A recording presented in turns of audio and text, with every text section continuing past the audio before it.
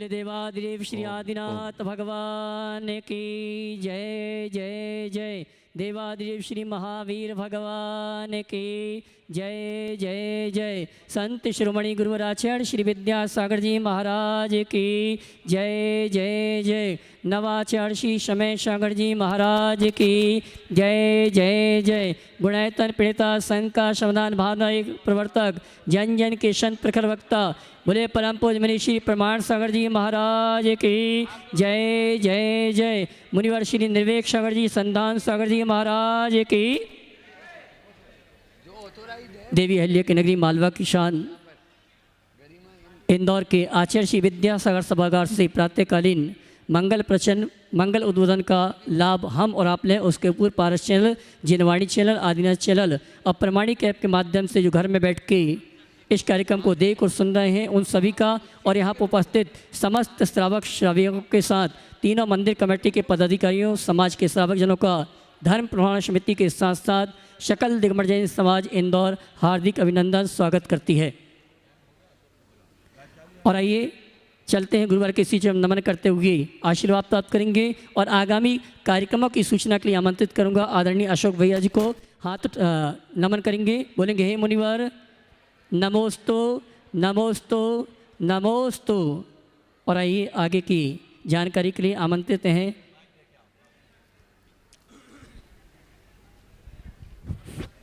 आइएगा बंधु, बहुत सौभाग्य के क्षण हैं।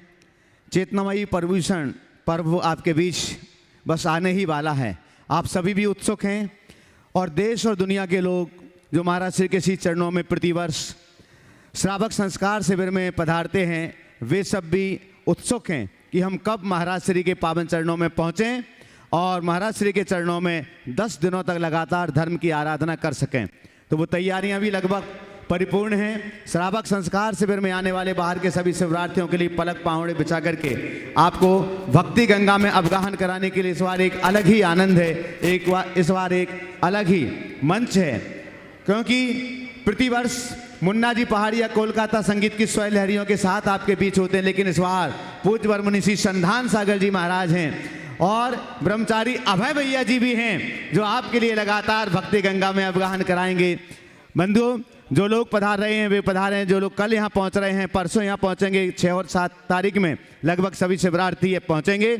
आप सभी का भावभीना स्वागत धर्म प्रभावना समिति और इंदौर महानगर की समस्त जैन समाज आपका भावभीना स्वागत करती है, अभिनंदन करती है। आप पधारिएगा।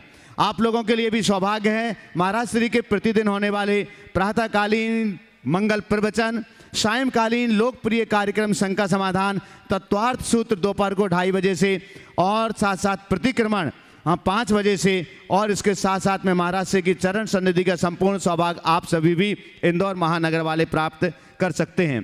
बंधुओं, आप सभी को विदित है आज चारित्र चक्रवर्ती आचार्य श्री शांति सागर जी महाराज जी का पावन समाधि दिवस है।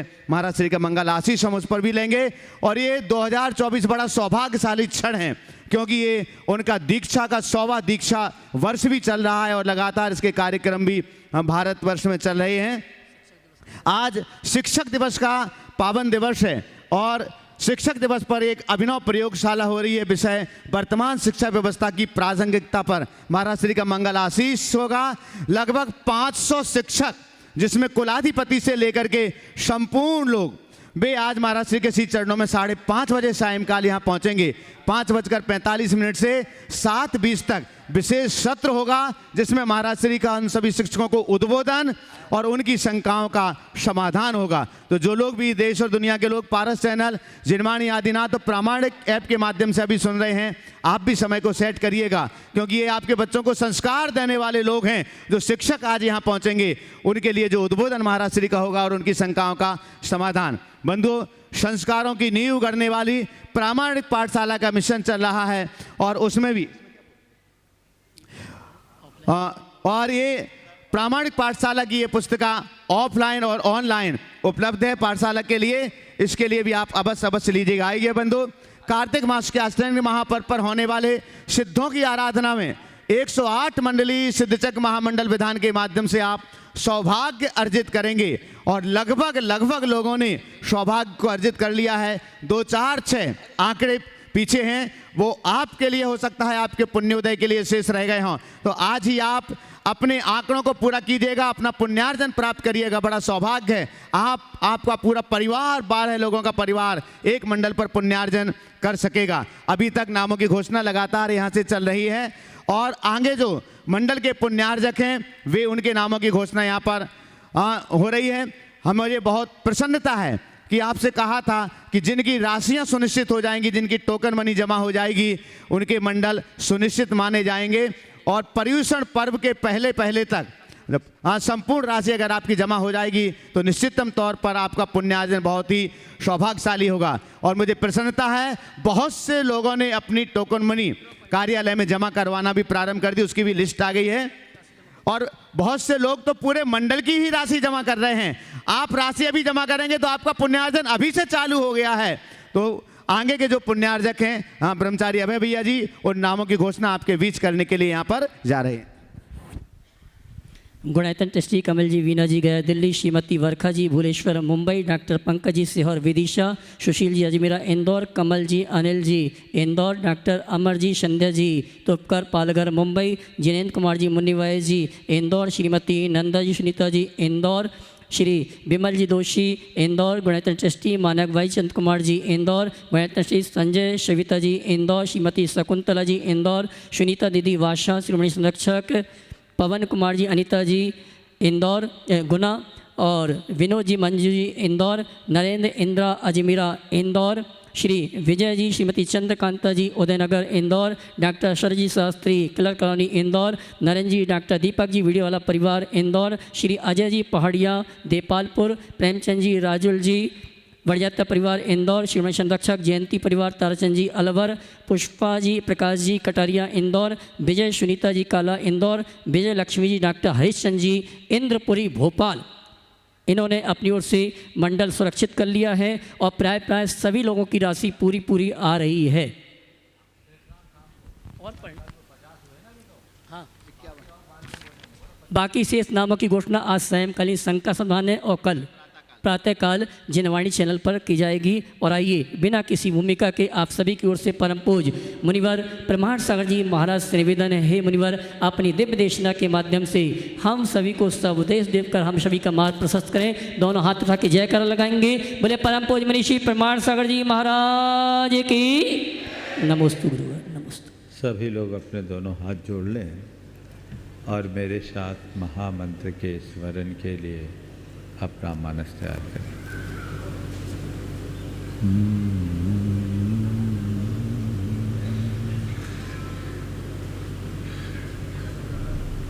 नमो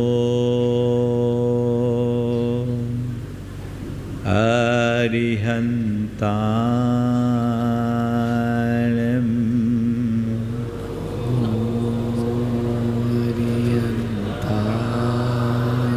नमो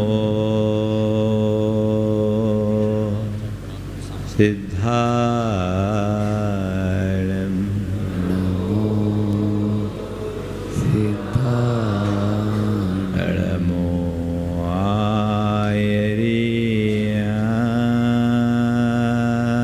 आयर्याणं नमो आयर्याणं नमो वज्राय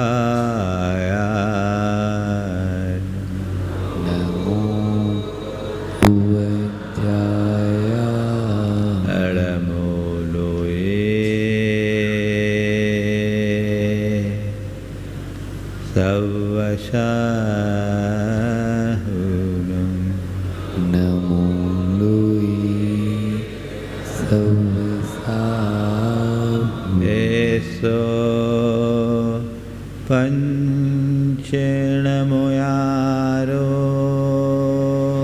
एसो पंचेणमोयारो सर्वपाव पराशनो सर्वपावपणासिनो मङ्गलाळं च सर्वेषु मङ्गलाळं च सर्वेषु परमम् ॐ मंगलम परमं होय मंगलम। जय बोलो देवादिदेव विखदराज श्री भगवान महावीर स्वामी की जय जय जय। परम पूज्य आचार्य गुरुवर श्री विद्यासागर जी महाराज की जय जय जय। चारित्र चक्रवर्ती 108 आचार्य श्री शांति सागर जी महाराज की जय जय जय। बोले परम पूज्य मुनि श्री प्रमाण सागर जी महाराज की, मुनिवर निर्विघ्न सागर संधान सागर जी महाराज की नमोस्तु गुरुवर नमोस्तु। जीवन को ऊंचा उठाने वाली उदात्त भावनाओं की चर्चा विगत दिनों से आप सबके मध्य चल रही है। 16 कारण भावनाएं वे भावनाएं हैं जो हमारे साधारण जीवन को असाधारण बना देते हैं, जिनके बदौलत हम अपने जीवन को उच्च शिखर तक पहुंचाने में समर्थ हो सकते हैं। आज उन्हीं भावनाओं में क्रम है आवश्यक अपरिहानि का। हमारे जीवन में कुछ कर्म ऐसे होते हैं जो आवश्यक होते हैं और बहुत सारे काम ऐसे होते हैं जो अनावश्यक होते हैं। आज कहा जा रहा है आवश्यक में अपरिहानि।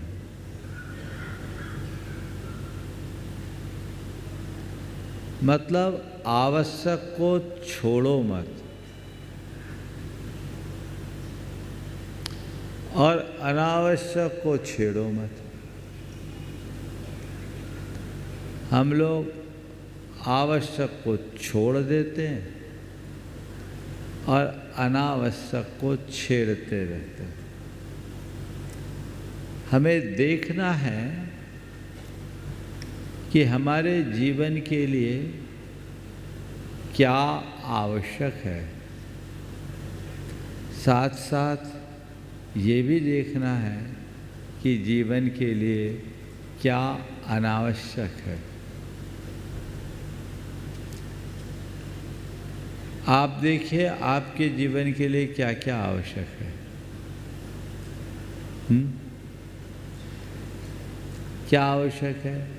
महाराज सुबह उठते ही सबसे ज़्यादा आवश्यक नित्य कर्म है ना। खाना आवश्यक नहीं है लेकिन जाना आवश्यक है ना। ये है नित्य कर्म आवश्यक है। यदि नित्य कर्म हम ठीक तरीके से न करें तो हमारे लिए बहुत कठिनाई होती है। आप लोग उसका ध्यान रखते हो। शरीर के लिए भोजन आवश्यक है, आप उसका ख्याल रखते हो। जीवन के लिए अन्य जितने भी आवश्यक संसाधन हैं उनको अपनाने में आप कोई कोर कसर नहीं छोड़ते। छोड़ते हो क्या? मुझे इससे कोई गुरेज नहीं, आप अपनाइए। लेकिन एक बात ध्यान रखिए, हम किसे महत्व दे रहे हैं? मेरी दृष्टि में आवश्यक क्या है? जो सामने है वही, या जो सामने नहीं है वह भी? हमारे नज़र में आवश्यक वह आता है, दिखता है जो जीवन के निर्वाह के लिए अपेक्षित हो। लेकिन केवल जीवन निर्वाह के लिए अपेक्षित बातों को आवश्यक मानना हमारी भूल है। आज 3 शब्दों से अपनी बात को आगे शुरू करूंगा। निर्वाह, निर्माण और निर्वाण। क्या? निर्वाह, निर्माण और निर्वाण। निर्वाह यानी गुजारा। आपको अपने जीवन के गुजारे के लिए जो जो आवश्यक दिखता है आप उन्हें जुटाने में लगे रहते कि नहीं? जुटाइए। लेकिन कोरा निर्वाह जीवन की उपलब्धि नहीं है। निर्वाह में क्या विशेषता? ये तो एक पशु पक्षी भी कर लेता है। जैसे खा पी करके आप अपना जीवन गुजार लेते हैं, पशु पक्षी भी अपना जीवन किसी तरह गुजार लेता है। इस अर्थ में देखा जाए तो निर्वाह तो पशुता है। निर्वाह के स्तर पर विचार किया जाए तो मनुष्य और पशु में कोई अंतर नहीं, एक समान है। तो निर्वाह बहुत बड़ी बात नहीं है। के लिए, जीवन के निर्वाह के लिए जो भी आवश्यक है वो करो न करो तुम जानो, पर ये मान करके चलना ये केवल निर्वाह है, पर तुमने इसे ही अपनी सबसे बड़ी प्राथमिकता बना रखी।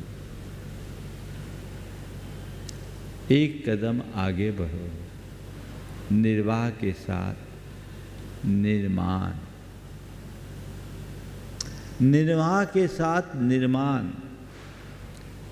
जीवन को जैसे तैसे गुजार लेना निर्वाह है और जीवन में जीवन मूल्यों को प्रतिष्ठापित करना निर्माण है। हमारे जीवन में जब तक जीवन मूल्य प्रतिष्ठित नहीं होते, जीवन का निर्माण नहीं होता।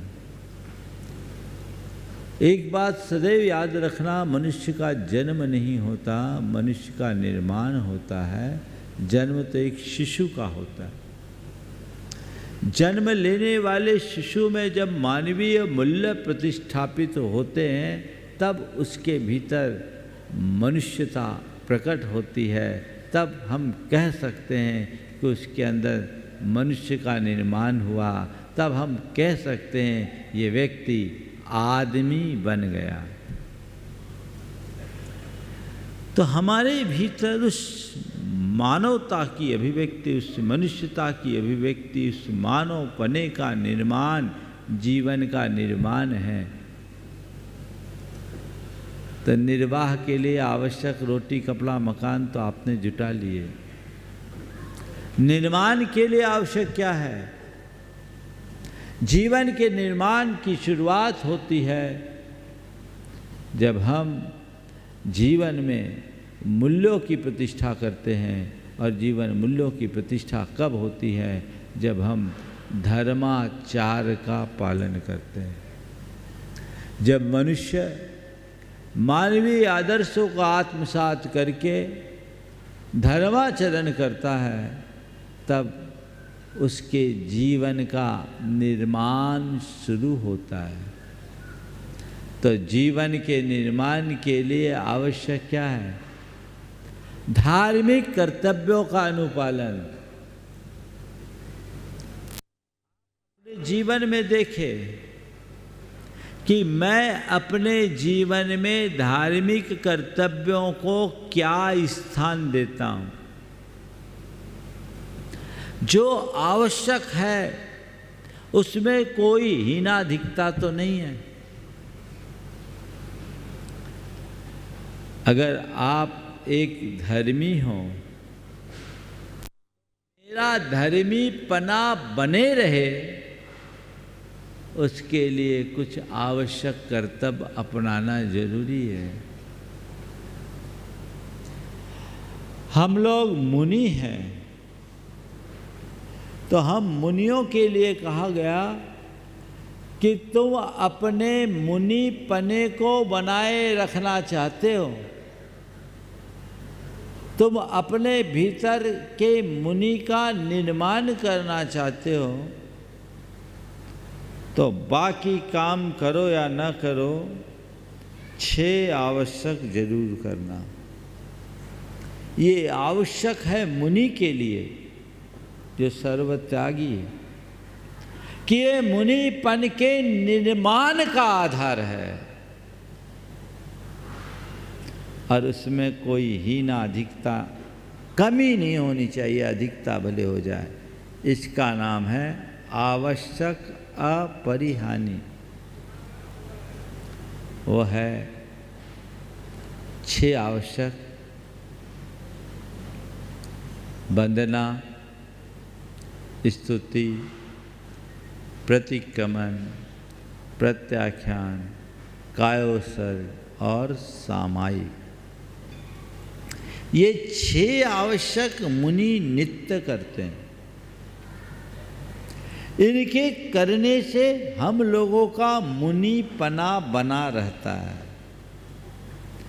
इन 6 आवश्यकों से ही मुनित्व का निर्माण होता है।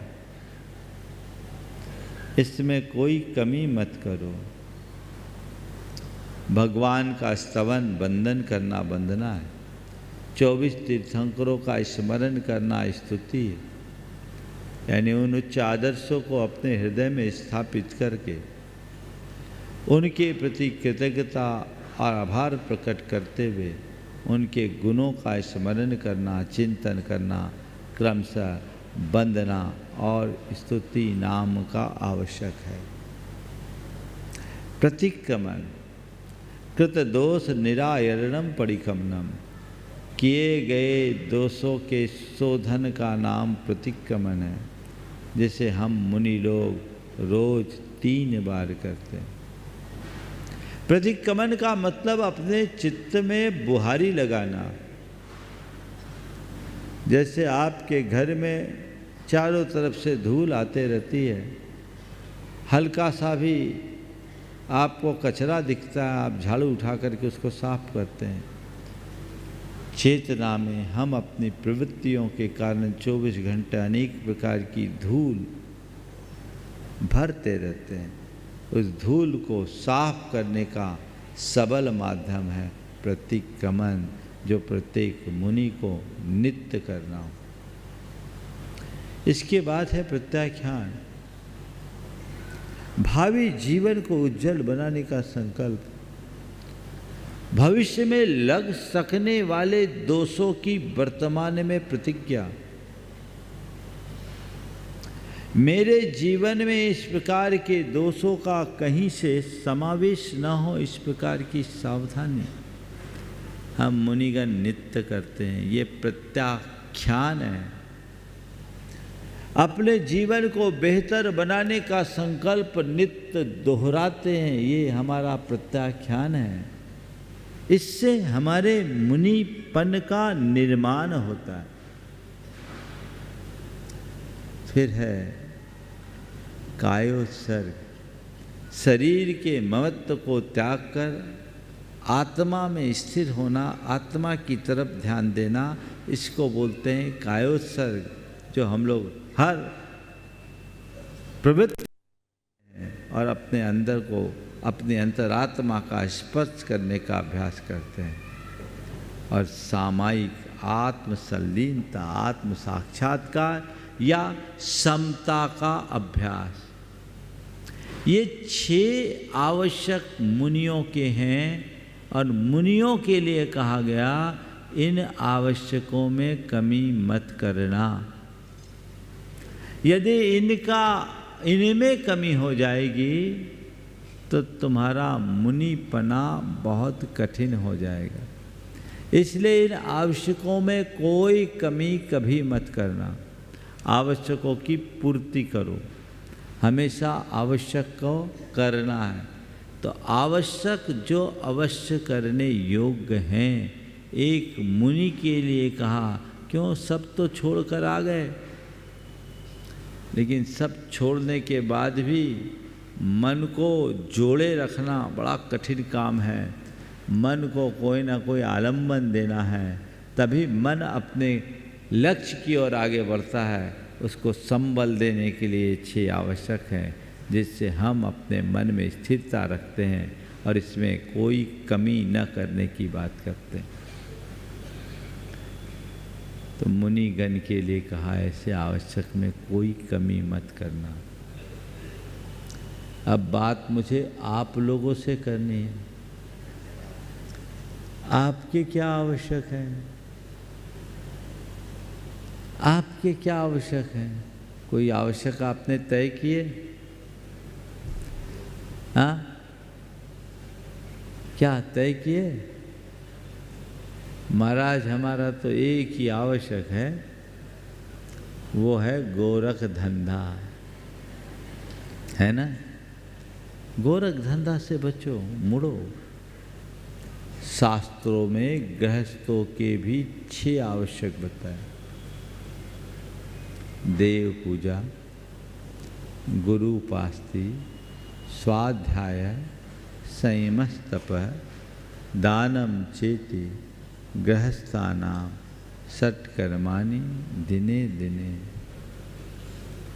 जब मुनियों को ऐसे आवश्यक बताएं उनके मुनि पने को बनाए रखने के लिए, तो तुम गृहस्थ हो, धर्मी हो, श्रावक हो, तुम्हारे गृहस्थ पने, तुम्हारे धर्मी पने या तुम्हारे श्रावक पने को टिकाए रखने के 6 आवश्यक हैं। देव पूजा, भगवान की पूजा वंदना करो। ऐसा कहा गया, प्रातः उत्थाय कर्तव्यम देवता गुरु दर्शनम। सुबह उठो तो सबसे पहले देवता की और गुरु के वंदना करो, उनका दर्शन करो।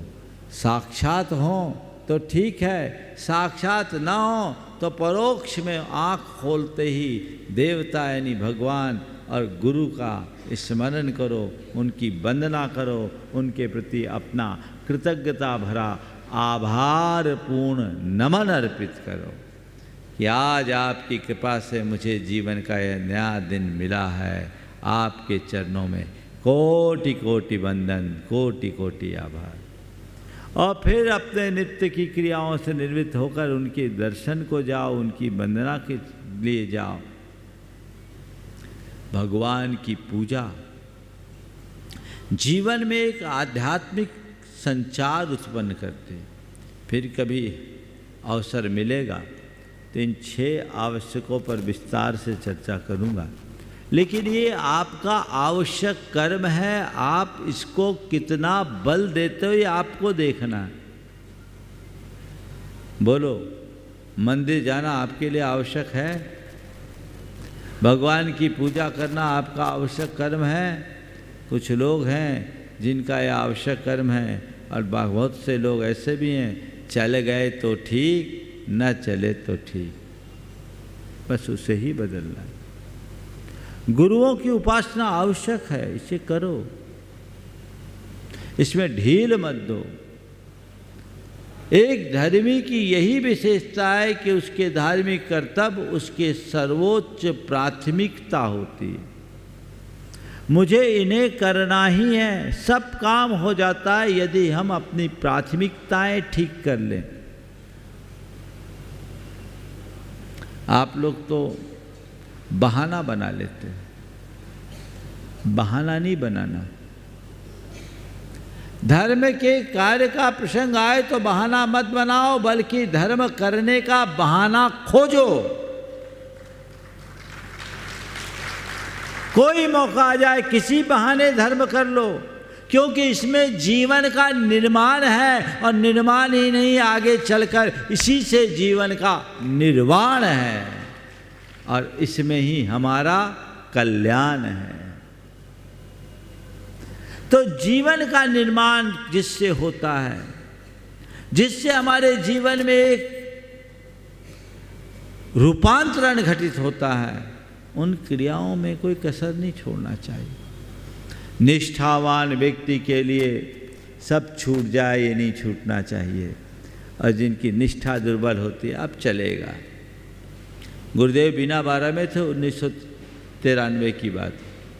कोलकाता के एक सज्जन गुरु चरणों में आए, गुरुदेव मुझे अमेरिका जाने का प्रसंग आ रहा है और 15 दिन तक मुझे अमेरिका रहना पड़ेगा।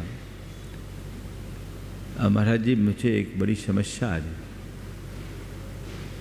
कि मेरे रोज अभिषेक पूजन का नियम है, 15 दिन के लिए मुझे जाना है, वहाँ जाऊँगा तो मेरा नियम कैसे पलेगा, और नहीं जाऊँगा तो बड़ा नुकसान होगा। अब मैं आपसे मार्गदर्शन लेने आया हूँ, आप बताओ मैं क्या करूँ। गुरुदेव ने कहा देश विदेश तो सेठ साहूकार पहले भी जाते थे, जाना है जाओ, कोई बुराई नहीं है। महाराज नियम का क्या होगा? बोले एक काम करो, अपने साथ भगवान ले जाओ। अपने साथ भगवान ले जा सकते हैं? हाँ, चल बिंब होते हैं जिनालय में, उनको ले जाना, विनयपूर्वक ले जाना। ने बता दिया एक अलग से पेटी बना लेना, विनयपूर्वक उनको ले जाना। महाराज अभिषेक कैसे करेंगे? वहाँ तो जल नहीं मिलेगा शुद्ध। ठीक है, अभिषेक के लिए आपत्ति काल है, शुद्ध वस्त्र से ऐसे ही सूखा मार्जन कर लेना और काम चल लेना। वो सज्जन गए, उनका नाम था सुमेर मल चूड़ीवाल, कोलकाता के। वो गए, उन्हें आशातीत सफलता मिली और लौटने के बाद वापस गुरु चरणों में आए। बीना बारा में ही थे हम, उस समय गुरु चरणों में ही थे। उन्होंने कहा गुरुदेव आपके आशीर्वाद से मुझे आशातीत सफलता मिली, मेरा नियम भी पल गया, पर एक चूक हुई कि जब अभिषेक करने का समय आया, अभिषेक करते समय अब जल तो था नहीं, कपड़े से मन नहीं माना, तो महाराज हमने तो अंगूर का रस निकाल करके अभिषेक कर लिया। तो दोस्त तो नहीं लगा। आचार्य महाराज ने कहा तुम्हारी भावना इतनी निर्मल रही, इसमें सब दोष खत्म, कोई दोष नहीं। मैं ये प्रसंग केवल इसलिए सुना रहा हूं कि मन में दृढ़ता हो, निष्ठा हो, तो 7 समुंदर पार भी तुम्हारे नियम पल जाएंगे, और उसकी कमी हो तो तुम्हारा कोई ठिकाना नहीं। शिथिलता से बचो, आवश्यक कर्म मुझे करना है तो करना ही है। देव पूजा करना है, गुरु की उपासना करना है, स्वाध्याय करना है। अब आप लोग स्वाध्याय का कोई अब समय ही नहीं बचा। एक बार मैंने पूछा क्यों भाई तुम स्वाध्याय करते हो? बोले हाँ महाराज, लोक पुराण का करता हूँ। लोक पुराण? ये लोक पुराण क्या होता है? बोले महाराज सवेरे से जो न्यूज़पेपर आता है ना, उसको हम पढ़ते हैं, इसी का नाम लोक पुराण है। हमने कहा अच्छा बता दिया भैया, न्यूज़पेपर अगर लोक पुराण है तो व्हाट्सएप चर्चा पुराण बन जाएगा, और तुम्हारा इसी में समय जाता है। इन पुराणों से तुम्हारा क्या होगा? इसमें तुम्हारा निर्माण होगा या विध्वंस, ये तय करना, ध्यान रखना। आवश्यक वो नहीं जिससे तुम्हारे अंदर की नकारात्मकता बढ़े, आवश्यक तो वो है जो तुम्हारे भीतर की सकारात्मकता को जगाए, सकारात्मकता को बढ़ाए। तो अपने भीतर की सकारात्मकता को बढ़ाइए, सकारात्मकता को जगाइए, वो आवश्यक है। उस दिशा में आगे बढ़ने का प्रयत्न कीजिए, स्वाध्याय कीजिए, मन को खुराक दीजिए। जैसे तन को खुराक न मिलने से तन सुस्त हो जाता है, तो मन को खुराक न मिले तो मन भी ढीला हो जाएगा। ध्यान रखना, सुस्त तन से ज़्यादा खतरा नहीं, लेकिन मन ढीला हो गया ना तो भ्रष्ट हो जाता है। सुस्त तन तो केवल शिथिल होता है, भ्रष्ट मन तो सत्यानाशी बन जाता है। इसलिए हमें अपने मन को भ्रष्ट होने से बचाना है, तो आवश्यक कर्तव्यों का अच्छे से पालन करना चाहिए। करना ही चाहिए, तो अपने जीवन को अच्छा बना सकेंगे, सुंदर बना सकेंगे, बेहतर बना सकेंगे और उस दिशा में हम आगे बढ़ सकेंगे। तो देव पूजा, गुरु उपासना, स्वाध्याय, संयम, अपने ऊपर नियंत्रण, तप और दान, ये 6 आवश्यक कर्म हैं जिन्हें आपको अपनी प्राथमिकता में रखना चाहिए। समझ गए? प्राथमिकता में रखना चाहिए। जब इनके प्रति आपकी दृष्टि रहेगी तभी आप अपने धार्मिकता को जीवित रख पाओगे, उन्हें मेंटेन कर पाओगे। इसमें ही आपके श्रावकपना का निर्माण होगा। और थोड़ी थोड़ी ढिलाई करोगे तो चीज़ें बिल्कुल कहाँ बिखर जाएगी पता नहीं। हमारे गुरुदेव की एक विशेषता रही, कितने भी व्यस्त रहे उनने अपने आवश्यकों में कभी ढिलाई नहीं की। और वो हमेशा कहते थे, आवश्यक पूरे हो गए तो समझना तुम सब तरह से सुरक्षित हो, और आवश्यक छोड़ दिए तो कुछ भी सुरक्षित नहीं। इसलिए अपने आवश्यकों पर पूर्ण ध्यान और नियंत्रण होना चाहिए। ये भावना आवश्यक अपरिहानी भावना है, जो कि 16 कारण भावना की एक महत्वपूर्ण भावना है। आप लोग भी किसी चीज़ में कमी मत करें। धार्मिक कार्यों के, धार्मिक क्रियाओं के पालन में तो किंचित भी शिथिलता नहीं होनी चाहिए। और ये सब अपने आप हो जाएगी जब आपकी प्राथमिकता हो।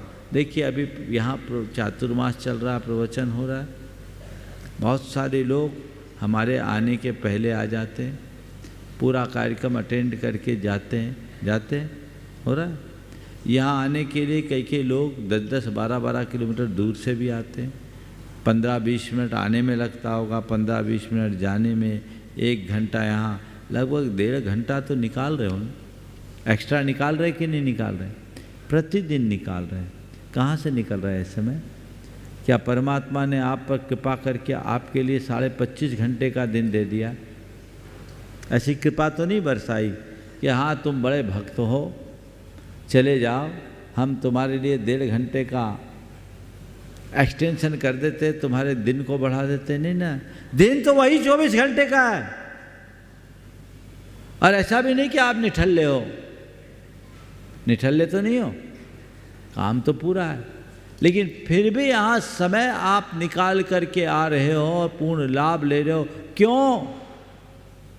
क्योंकि आपने अपनी प्राथमिकता बदल दी और इसे अपनी सर्वोच्च प्राथमिकता में रख दिया।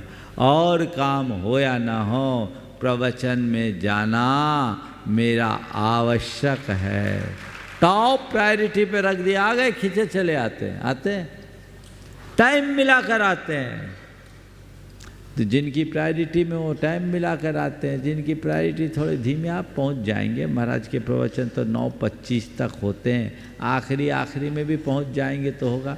आ रहे हैं ना कुछ महानुभाव, लास्ट में भी चले जाएंगे, कम से कम दर्शन तो मिल ही जाएंगे।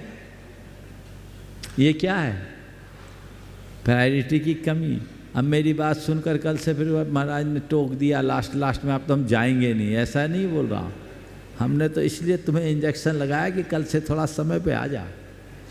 उपदेश हमेशा ऊपर उठने के लिए दिया जाता है, नीचे गिराने के लिए नहीं है, ध्यान रखना।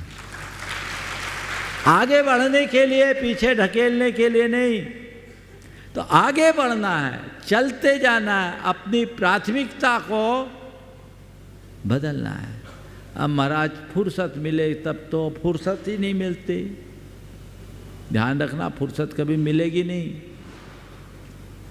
फुर्सत कभी मिलेगी भी नहीं। और फुर्सत मिल जाए तो बहुत खतरनाक है ये फुर्सत, समझ गए ना? फुर्सत जल्दी मिलती नहीं, और फुर्सत मिल जाए तो बहुत खतरनाक है, क्योंकि फुर्सत स्त्रीलिंग है, स्त्री मिल जाए तो खतरनाक होती है।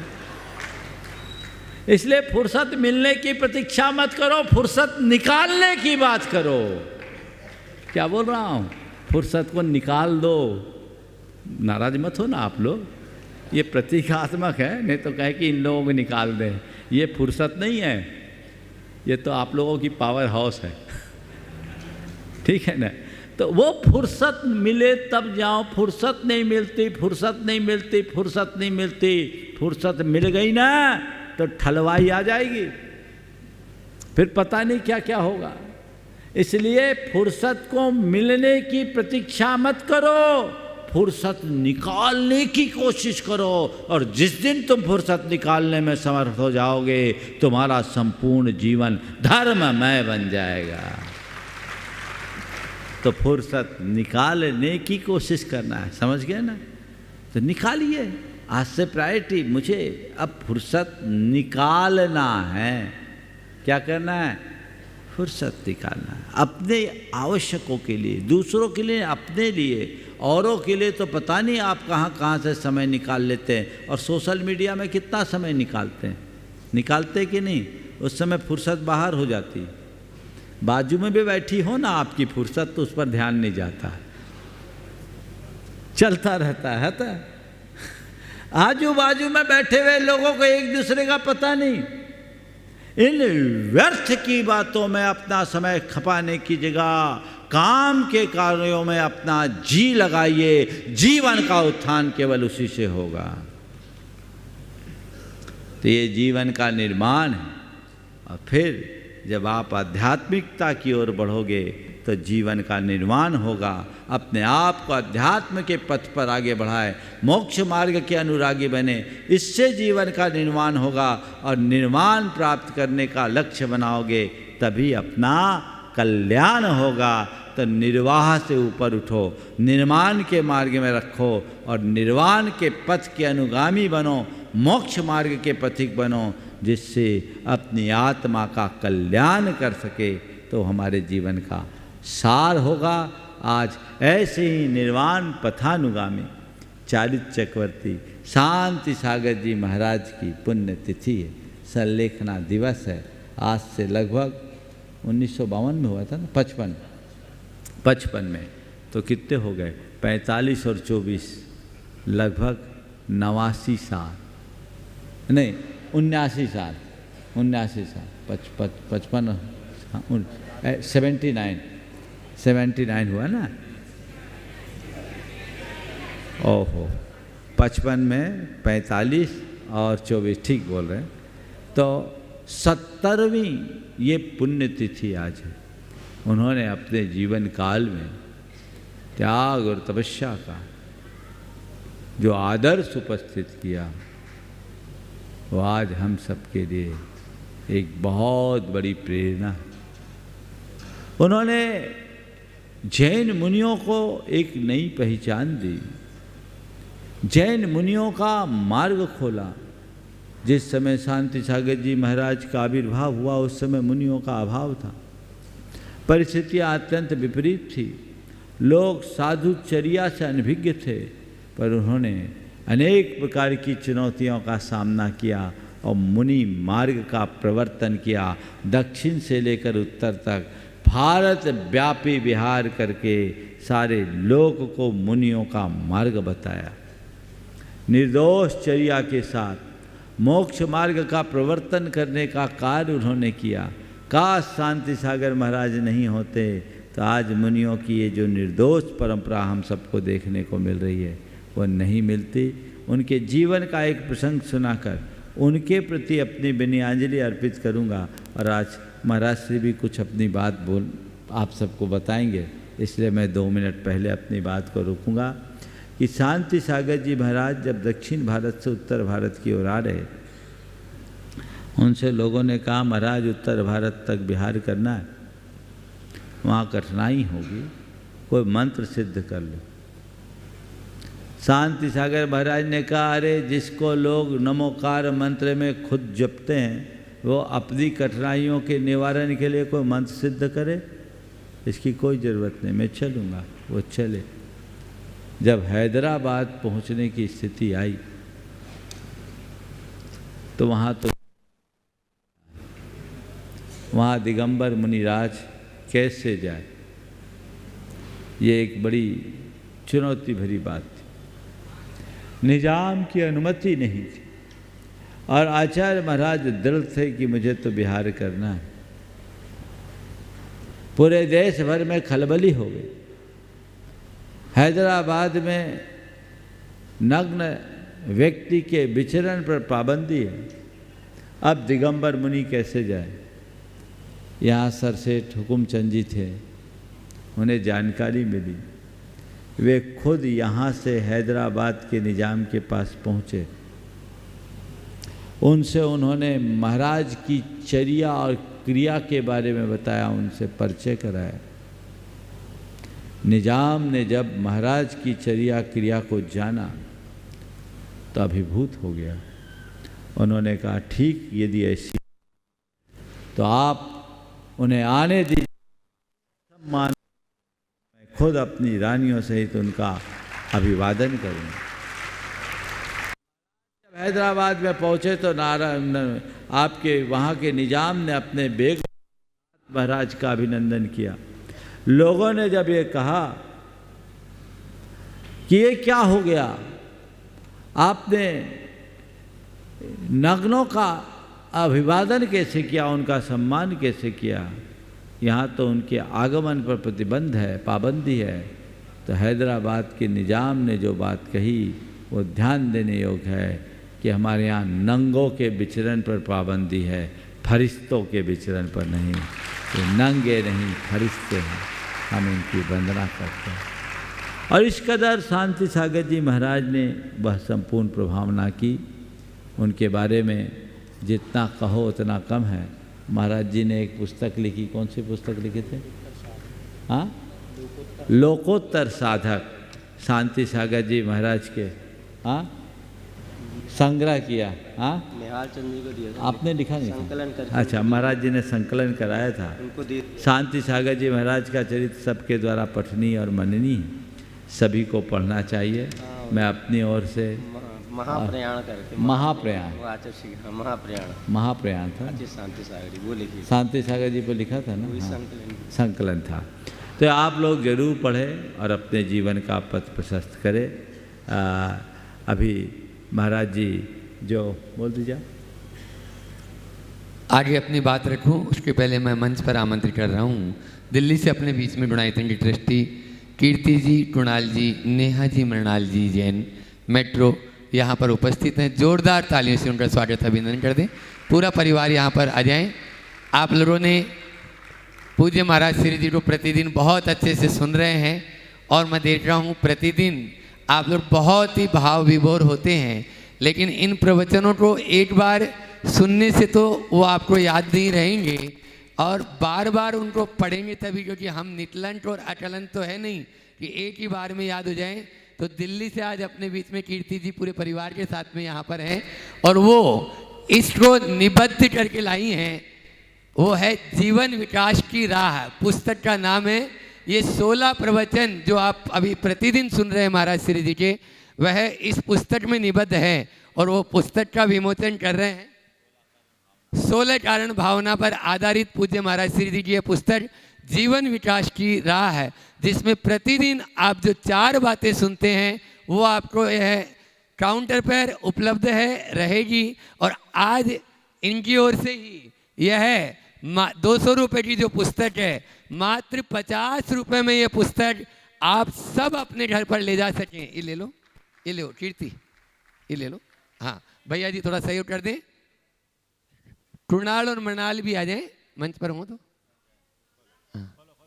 हाँ, इसका विमोचन कर रहे हैं आप लोग जोरदार तालियों से। पूज्य महाराज श्री जी 16 कारण पर दर्शन विशुद्धि भावना से लेकर प्रवचन वात्सल्य भावना तक इसमें पूरे प्रवचन आपको मिलेंगे, जो जीवन के निर्वाह को ही नहीं आपके निर्वाण को मार के प्रशस्त करेंगे। जोरदार तालियों से एक बार स्वागत अभिनंदन। जीवन विकास की राह है, इसे आप खुद पढ़ें, औरों को भी पढ़ाएं। यह संगणनीय पुस्तक है जो आज काउंटर पर आपको 50 रुपये मात्र में यह उपलब्ध रहेगी। पूज्य महाराज श्री जी के कमलों में यह समर्पित कर रहे हैं सभी लोग। अभय भैया जी भी हैं साथ में, विमल भैया जी भी महाराज श्री जी को, अशोक भैया जी भी आ जाएं। और इसी के साथ में एक सूचना और दे दूं, जो अभी भैया जी आपको बता रहे थे, मेरे हाथ में एक फोल्डर है मिशन 10D 10 डीटा मतलब ये 10 डेज नहीं है, 10 डीटा मतलब 10 धर्म, 10 धर्म का ये मिशन है।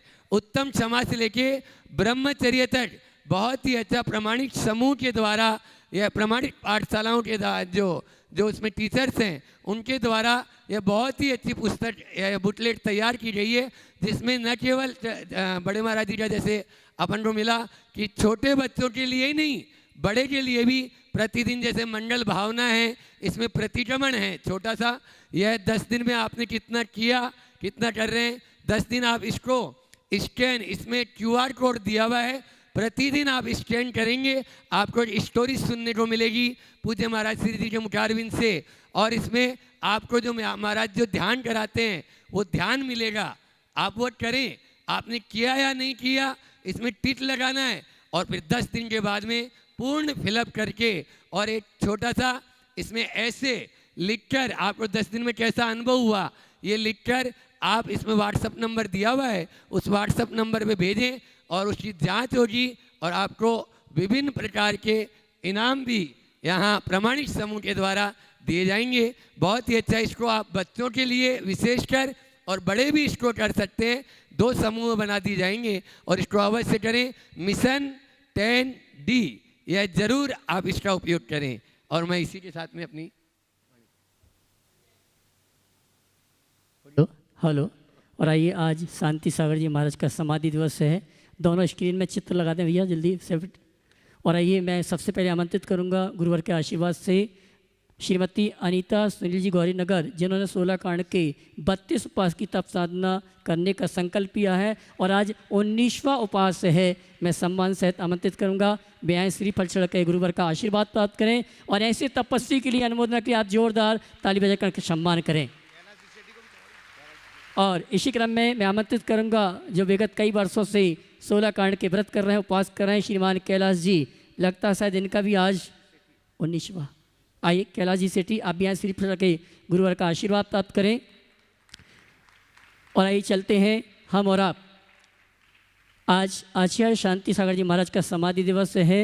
अर्घ मंत्र के माध्यम से उनकी पूजन करेंगे, उसके पश्चात गुरुवर की पूजन और अर्घावली। चलते हैं, विजय भाई सेट कर देना दोनों स्क्रीन में आचार्य शांति सागर जी फोटो। और आज हमारे बीच में उदय नगर दिगंबर जैन मंदिर, वैभव नगर और गोकुल नगर महिला मंडल समाज जन यहाँ पर उपस्थित हैं। जोरदार ताली का सम्मान करें जिन्होंने हमारे विशेष निमंत्रण को स्वीकार किया। पूरी समाज के साथ यहाँ पर उपस्थित हैं अध्यक्ष भरत जी, पूर्व अध्यक्ष प्रजेश जी, संतोष जी सर, अनिल वाजल, जिनेन जी, रोहत जी, वैभव नगर से अध्यक्ष विनोद जी, श्रीपाल जी, दीपक माधवत और जितेंद्र जी, और गोकुल नगर से अध्यक्ष मंत्री, ये सभी उपस्थित हैं। और आइए चलते हैं, जितेंद्र जी सी, ये सभी उपस्थित हैं। नीचे ही खड़े होकर हम और आप पूजन प्रारंभ करेंगे। आइए सबसे पहले आचार्य भगवंत शांति सागर जी महाराज की पूजन करेंगे, उसके पश्चात हम और आप गुरुदेव की पूजन करेंगे। एक माइक भैया जी को यहाँ पहुँचा दें भैया। द्रव्य है ना, है लेके आए हैं, 2 सेट है ना।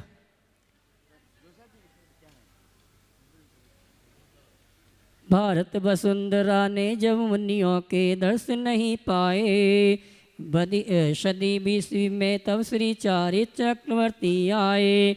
दक्षिण भारत भोजग्राम में एक लाल को जन्म दिया, उसने ही सबसे पहले मुनि परंपरा जीवंत किया। मंत्र के लिए बोलना है पूरे। ओम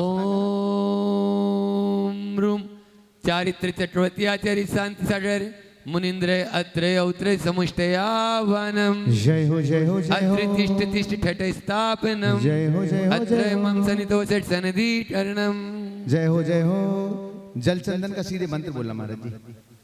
ओम रूम चारित्र चक्रवर्ती आचार्य शांति सागर महाराज जन्म जरा मृत्यु विनाशनाय जलम निरपपामिति। ओम रूम आचार्य चारित्र चक्रवर्ती शांति सागर जी महाराज चंदनम निर्वपामिति। ओम रूम चारित्र चक्रवर्ती आचार्य शांति सागर मुनिंद्राय अक्षय पद प्राप्त अक्षतान निर्वपामिति। ओम रूम आचार्य चारित्र चक्रवर्ती आचार्य शांति सागर मुनिंद्राय कामबाण विद्वंसना पुष्पाणि निर्वपामिति। ओम रूम आचार्य चारित्र चक्रवर्ती आचार्य शांति सागर मुनिंद्राय क्षुधार विनाशनाय नैवेद्यम निर्वपामिति। ओम रूम चारित्र चक्रवर्ती आचार्य शांति सारिधि मुनीन्द्राय महामोद का विनाशनाय दीपम निर्वपामिति चारित्र चक्रवर्ती आचार्य शांति सारिधि मुनीन्द्राय अष्टकर्म दहनाय धूपम निर्वपामिति ओम रूम चारित्र चक्रवर्ती आचार्य शांति सारिधि मुनीन्द्राय मोक्ष फल प्राप्ते फलम निर्वपामिति पूजन कर लो रे, यही वाली है ना। गुरु शांति सिंधु की पूजन से आत्म सुख का भंडार मिले, गुरुवर के दर्शन वंदन से शाश्वत सुख शांति मिले। पूजन कर लो रे श्री शांति सागर आचार्य की, पूजन कर लो रे। ओम रोम चारित्र चक्रवर्ती आचार्य शांति सागर मुनीन्द्राय अन्नजोत्राप्ताय जयमाला पूर्ण अर्घम। आचार्य श्री जी के चरणों में हम झुका रहे अपना माता, जिनके जीवन की हर चर्या बन पड़े स्वयं ही नवगाता।